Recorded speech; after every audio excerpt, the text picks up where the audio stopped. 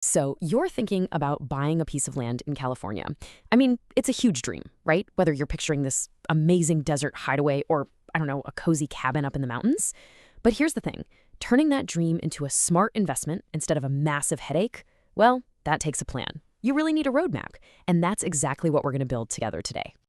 Yeah, it's such a powerful idea, isn't it? Just having your own little slice of the Golden State. Maybe for weekend getaways, or a future home, or maybe just as a solid investment.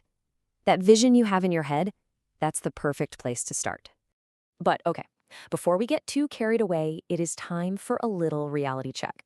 And I mean a crucial one, because jumping in without a solid plan can lead to some really expensive surprises and a whole lot of dead ends. Now, this isn't about killing the dream, not at all. It's actually about protecting it. So how do you move forward with real confidence? Simple. You use a roadmap. We're going to break this whole thing down into 4 key parts. First up, your vision and the rules. You got to make sure your dream actually fits the reality. Then we'll get into access, utilities, and terrain, all the on-the-ground stuff. After that, we'll uncover the hidden risks and costs. And finally, we'll talk about making the final call. All right, let's dive right in. Part 1, think of this as the foundation for absolutely everything else. It all starts with what you want, your goals, and then we connect those goals to the official rules that govern that piece of land. So everything, and I mean everything, starts with one simple question. What are you actually going to do with this land? What is it for? Because think about it, the perfect spot for just weekend camping might be a total disaster for building a home.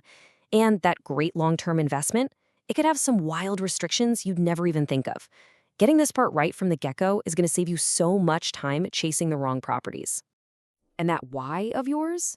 It leads you directly to the single most important rule in the entire playbook, zoning. Seriously, this is the local law, the county's rules for that specific piece of land. It tells you exactly what you can and, maybe more importantly, what you can't do. And trust me, ignoring this can completely blow up your plans. And listen, you have to get super specific here. It's not good enough to just know it's, say, residential. No way.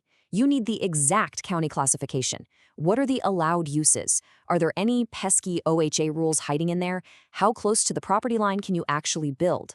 Look, the big takeaway here is this. Never, ever assume anything. Get it all in writing directly from the county planning department. Make that call. Okay, great. So your vision lines up with the rules on paper.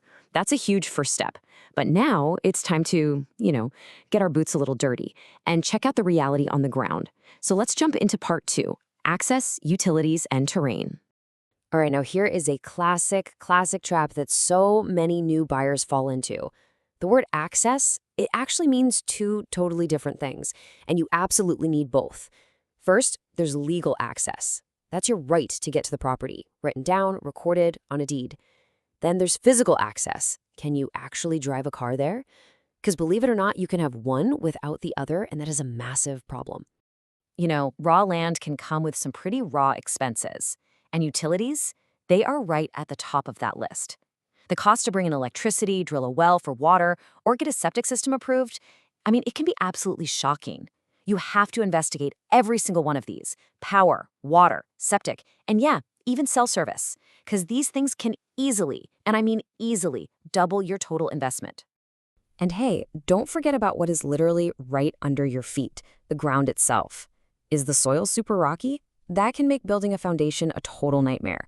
What about the slope? A steep slope can send your construction costs through the roof.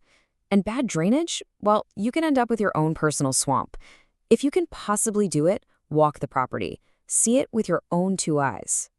All right, so we've covered your vision, and we've talked about the physical property. Now it's time to pull back the curtain on all the stuff you can't always see at first glance. So welcome to part 3, hidden risks and costs.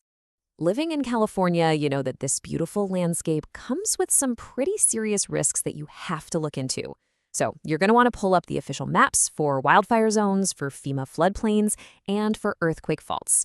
And hey, here's a little insider tip for you. Don't just look at the map. Actually call the local fire district and ask them if their trucks can even get to the property. Because if they can't get to you, you might not be able to get insurance. You should think of the purchase price as just your ticket to get in the door. Because owning land means paying every single year. You have to find out the annual property taxes, check if there are any unpaid back taxes lurking around, and see if there are HOA dues or other special fees. Remember this, a cheap lot with high annual costs is not a bargain, it's a trap. Okay, this next one is 100% non-negotiable. Do not skip this. A title search. Think of it like a professional background check on the property itself. It's what makes sure there are no old debts, no liens, no weird ownership disputes attached to the land you're about to buy. Seriously, it is the only way to know for sure that you're going to get a clean and clear title. All right, you've made it this far. You've done the research, you've walked the land, you've uncovered the risks. Now you're ready to put all those pieces together. So let's get into the final part. Part 4, making the final call. So, the big question, how do you really know if you're getting a good deal? Well, the very first thing you do is ignore the total price. For now. Instead, calculate the price per acre. That's how you can truly compare apples to apples. Then, you start to factor in the real value drivers. How close are the utilities? Is the road access good all year? And maybe most importantly, is there water? And let me say this again. A cheap property with no water isn't a bargain. It's just a cheap piece of dirt. Okay, this right here, this is your final gut check. Before you sign a single thing, you need to run through this list one last time. Did you reconfirm the zoning and permitted uses? Is that legal access guaranteed in writing? Did you see the final title report and the tax status? This is literally your last chance to check every single detail and get rid of any assumptions you might still have. Look, this whole process, all these steps, it isn't about trying to scare you or talk you out of buying land. It's actually the complete opposite. It's about replacing that feeling of uncertainty with cold, hard facts.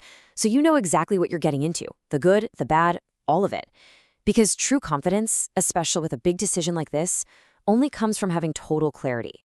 So there you have it. You now have the framework, a step-by-step guide to navigate all the tricky parts of buying land in California. You've got the roadmap to turn that big dream into a well-planned reality.